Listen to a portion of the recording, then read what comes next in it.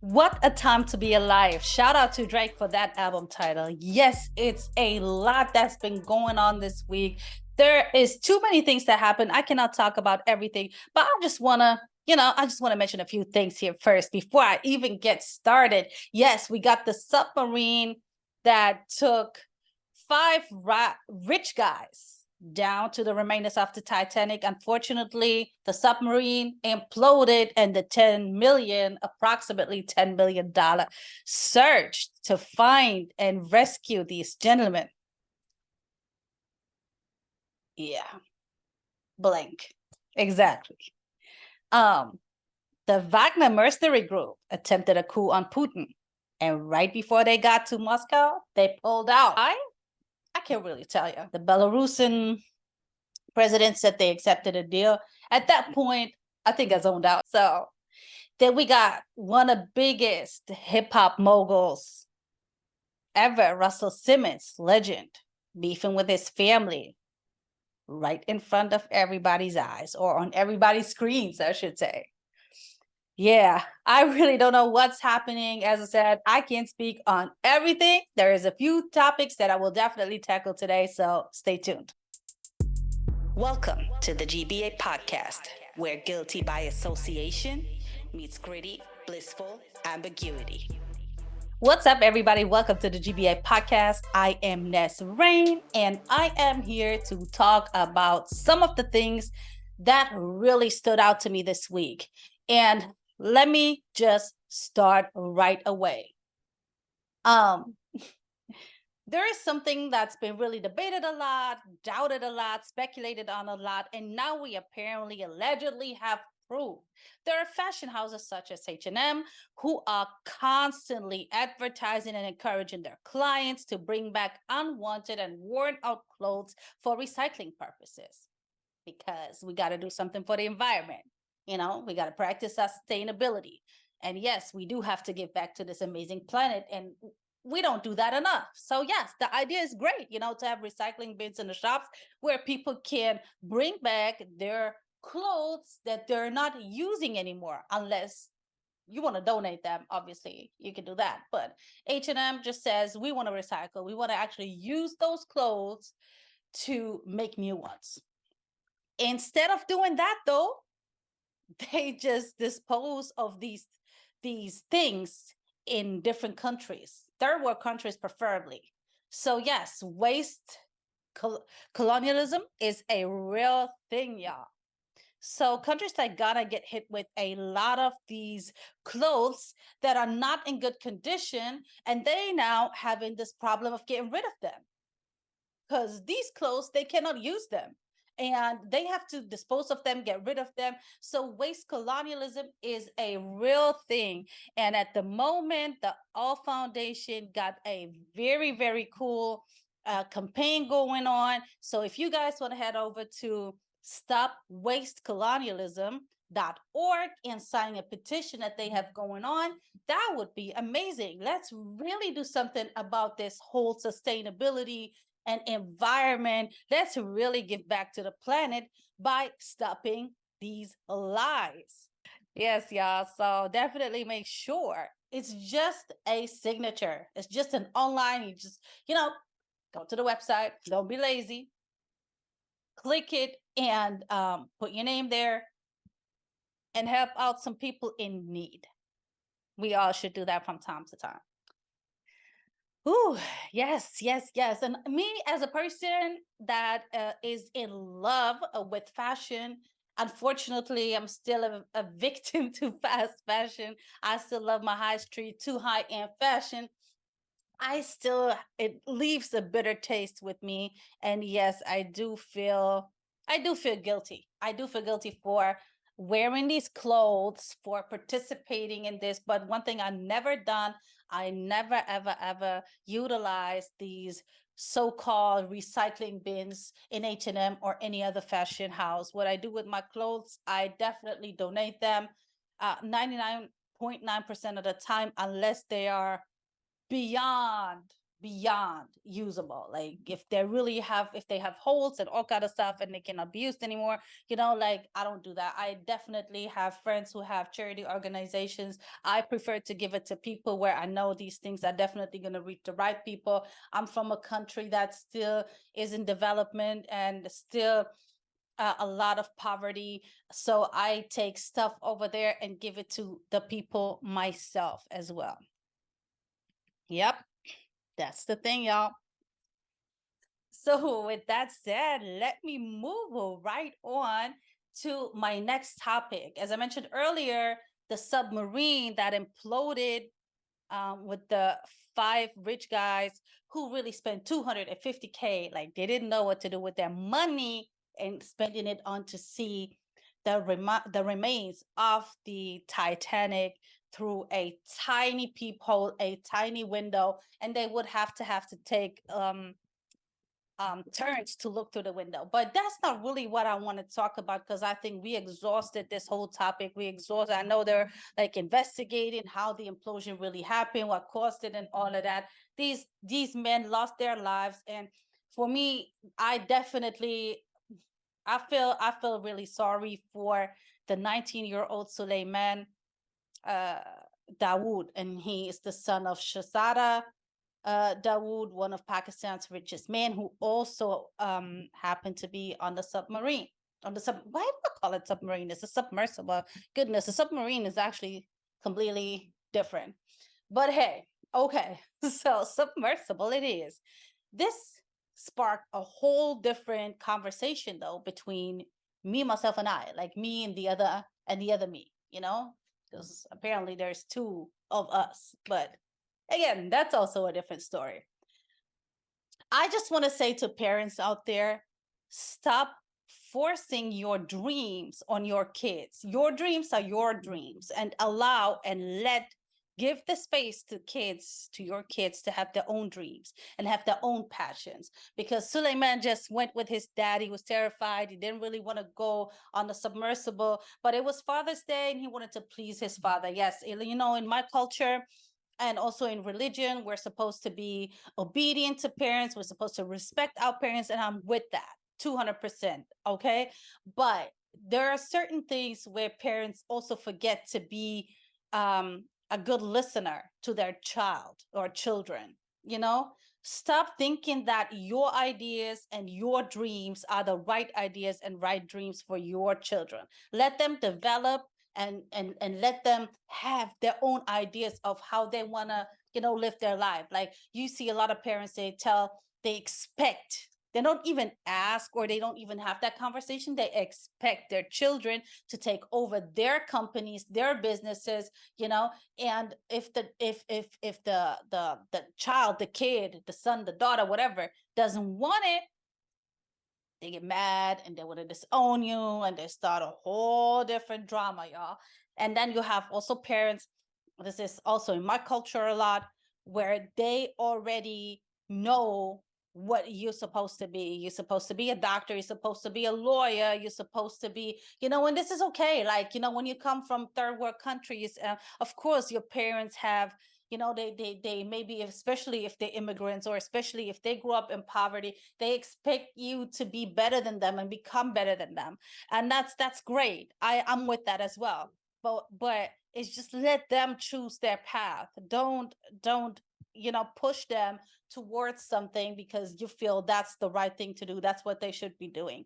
And then you have the other parents that vicariously live through their child or children, I should say, because their dream was never achieved by them. So now they're pushing their child, what is wrong with me? They're pushing their kids towards it, and they want their kids to do and live their dreams so they can vicariously live through it. And then they take it they take it up a notch. They keep telling these kids how to maneuver and what to do. Not bad enough that this kid doesn't want to tell his parents, I don't want to do that. That's just not really what I'm into, what I'm passionate about. They just do it to please the parents. But trust me, this creates a lot of resentments. This creates a lot of emotional and mental pressure And it's not a good thing because you're gonna have a frustrated, bitter, mentally scarred, resentful child. So, yes, it was Shazada Dawood's dream to maybe go on that submersible or see, dive to the ocean ground. And Suleiman wanted to please his dad because that's what we're supposed to do, please our parents, which is okay, but not all the time, anytime, every time. His dream, or one of his dreams, I should say, because I don't know the kid whatsoever. I never heard of him before, but we know by now he took his Rubik's Cube with him because he wanted to get into the Guinness Book of Records by fixing that Rubik's Cube underwater. I guess that was his compromise by going on the submersible. Maybe, like a lot of people, I believe, like, because people who just really like play around and mess around with the Rubik's Cube, it gives you a calm, because they always say it's like with knitting, like you keep your hands busy and this kind of like calms you. So one more time, parents, leave your kids alone. Let them be kids and let them do what they want to do. Even if you don't like where they're going, just let them do their thing. Unless they're doing something crazy, crazy, which is jeopardizing their lives, your lives, then of course intervene. But I'm talking here about, passion, about dreams, and so you know what time it is. Oh, it's really hot today. It's actually really humid. It's not even that hot, but it's humid. So yeah, excuse my all over the placeness. Crazy, crazy. So let me get to another crazy topic that has also been discussed for a long time. We've been waiting, and it seems to really happen slowly but surely. Is really happening. Synthetic meat is actually here. Okay, lab grown, lab made meat. The FDA in the US approved it, and the US is the second country right behind Singapore to approve lab grown meat. I gotta say, it really shocked me. I did not expect this whatsoever, not even a little bit, that Singapore was already on that. I don't know. It's really crazy. I don't know why, but I just didn't see Singapore being part of this, or even let alone be the first country to approve this. This is absolutely crazy. Well, let me talk to you a little bit about synthetic meat and how this works. So, what they do is they take stem cells from animals that are alive. So, they take stem cells from the animal itself, or from a fertilized egg of the animal. We're talking, of course, about chicken here because chicken is one of the few meats that we eat uh, that have chicken. I mean, have eggs. Sorry. So they take the stem cells from the animal, and these stem cells go into a tank, into a bioreactor, together with some amino acids, growth hormones, and a serum called FBS.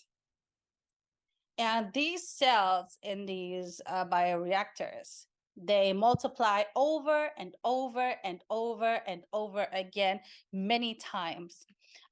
They develop tissue and they develop bone. And after a few weeks, they're ready to go. So they take them out of the tanks and start shaping them into the meat that we're used to, the type of meats that we're used to. It could be nuggets, it could be fillets, it could be hot dogs, burgers, whatever that is that we eat. That's what they shape. And then they have obviously all kind of meat. I think they're doing it with chicken, with beef, with all kind of meats. They're already a good number of people who tried it and say it's actually really good.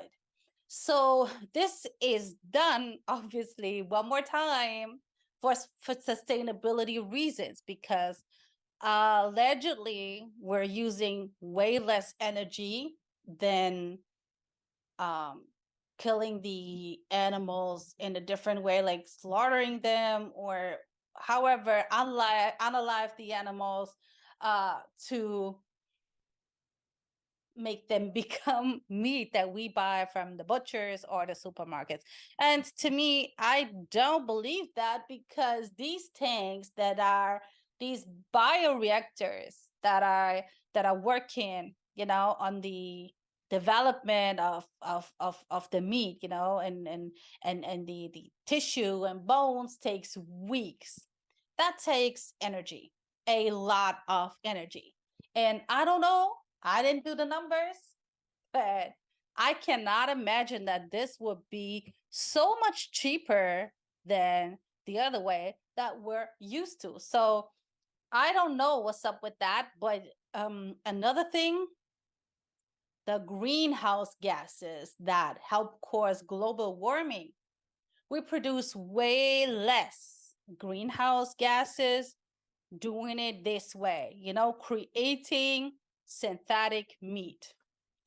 I don't know, like, I'm a vegetarian, but to me, the thought of eating like synthetics is just sick. And I know GMO, I know you're going to tell me bio-generated ingredients. I get all of that. And I definitely, more than ever, check the ingredients on everything I buy. I try to keep away from processed food.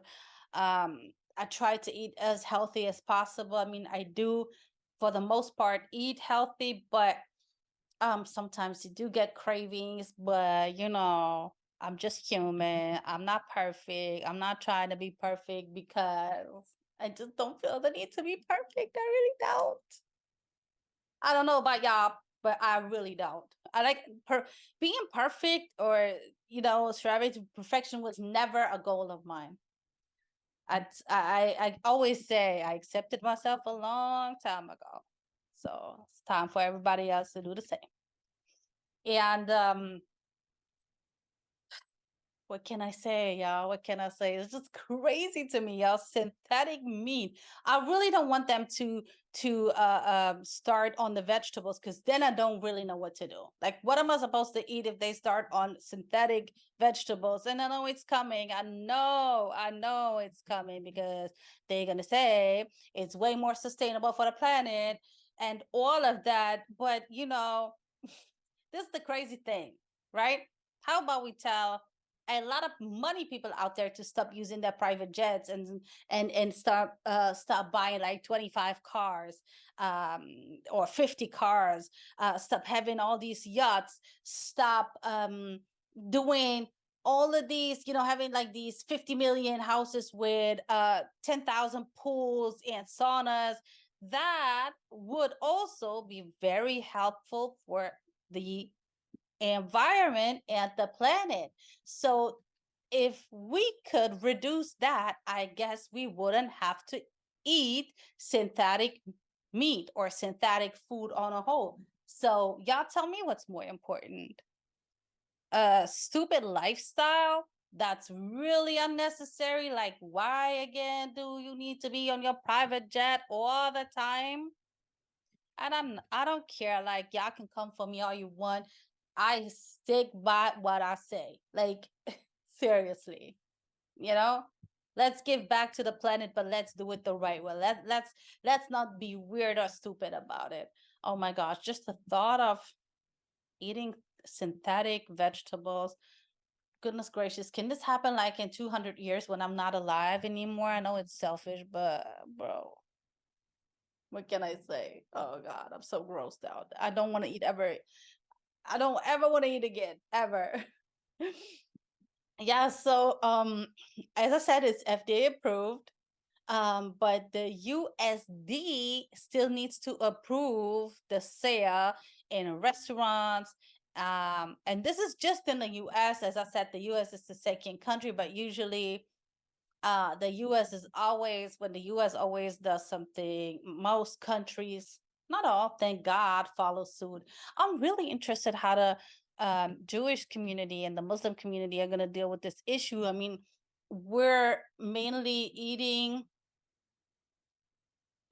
we're supposed to only eat slaughtered meat, like halal meat and kosher meat for the Jewish community.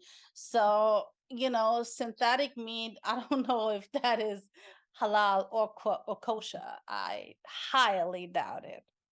So that is going to be a very interesting development. Let's see what happens. Let's see what happens. Yeah. What else do I have in store? Yes. So, the biggest online retailer. We need to speak to Jeff Bezos. Like, Mr. Jeff Bezos, you've been already targeted, rightfully so, many times with accusations of paying or not paying your workers enough money and not treating them the right way. We heard about alleged bad conditions at Amazon, um all of that. We heard all of that. But we all still are ordering from Amazon because it's so convenient. It's that place to be. Like, if you want your supplement, you go to Amazon. If you want some electronics, you go to Amazon. If you want a book, you go to Amazon. If you want hygiene stuff, you go to Amazon. You can even buy food on Amazon now. Like, tell me something that Amazon is not actually providing. I don't know what that would be. Seriously. But Amazon is facing several first class action lawsuits. Not just one.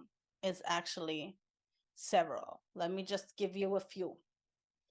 So, one of the laws, the first class action lawsuit is because they duped Prime members to renew uh, their Prime membership and really made it damn near impossible for them to cancel it.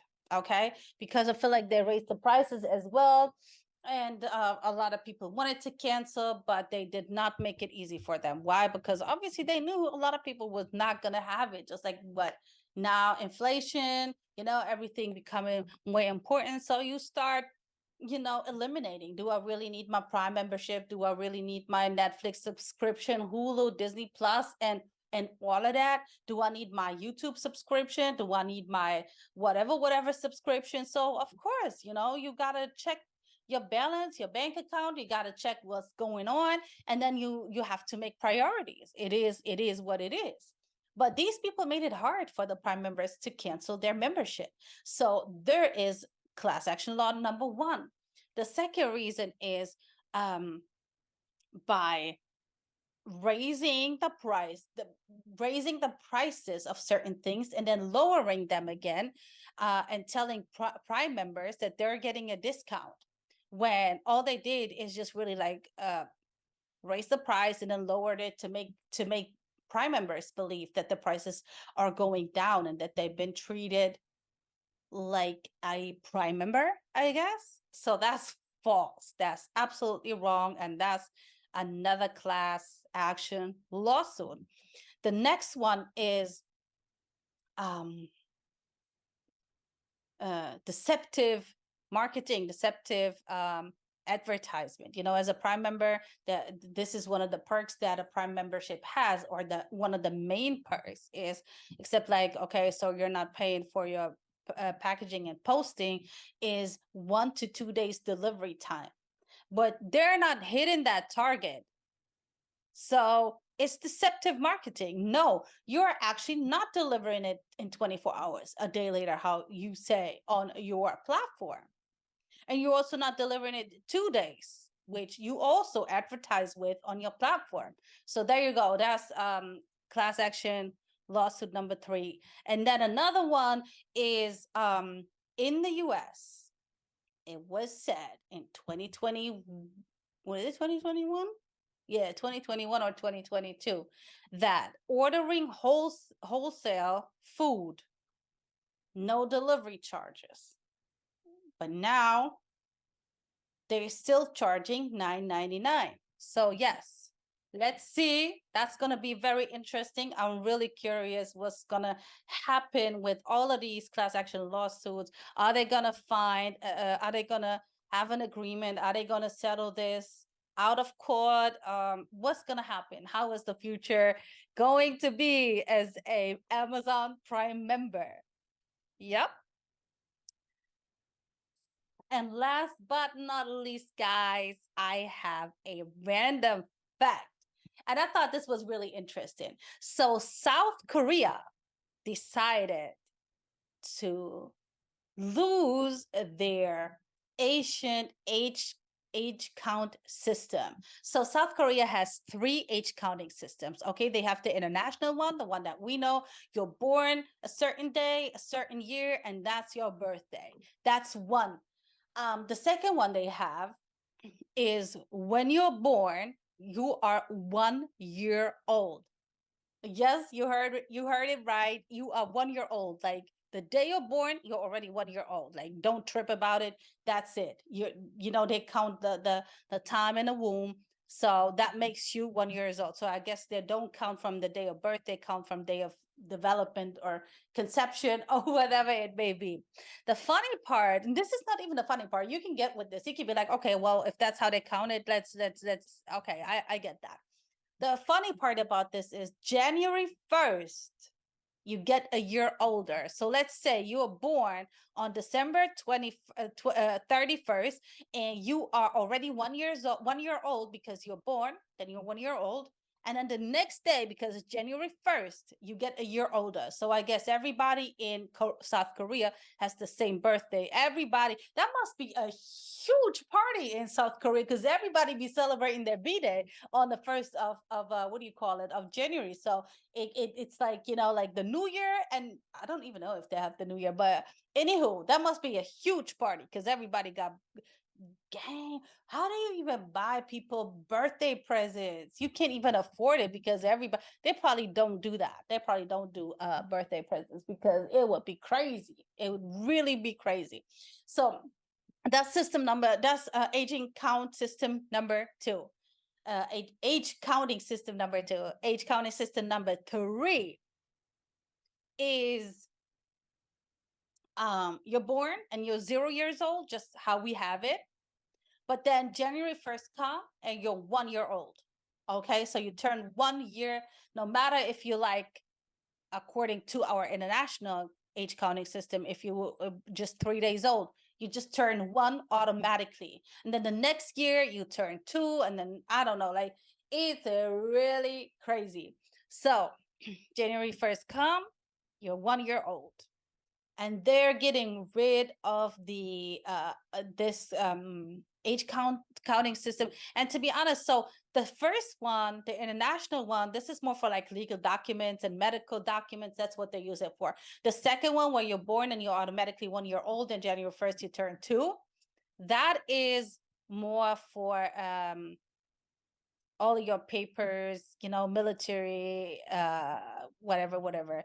And the third one, where you're born with 0 years old, and then January 1st you turn one. That's for school. That's for what do you call it? Buying liquor. So it's kind of like, it's confusing. It's a lot. I mean, these people, they live there, they know what they're doing. We're not used to it. But yeah, they scrapping it basically. They are on our level. They want to use on the Western level, I should say, because according to my calendar, we're in 1400 something. But that's another story. So yeah, that's the random fact. Look at y'all. Last week we did North Korea on a pilot episode, and this week we had to talk about South Korea. We had to. With that said, guys, that's it for me today. I'm getting out of here. I just want to say thank you to everybody for tuning in, wherever you're tuning in from, and wherever you're consuming the GBA podcast, where guilty by association meets gritty, blissful ambiguity. And make sure to subscribe to our YouTube. Make sure to like, share, and engage in the comment section. Of course, find me on social media, Ness_Rain almost everywhere, or Ness underscore knows underscore nothing on TikTok. And I will be back in a few days with a brand new episode and some more interesting topics. Peace out.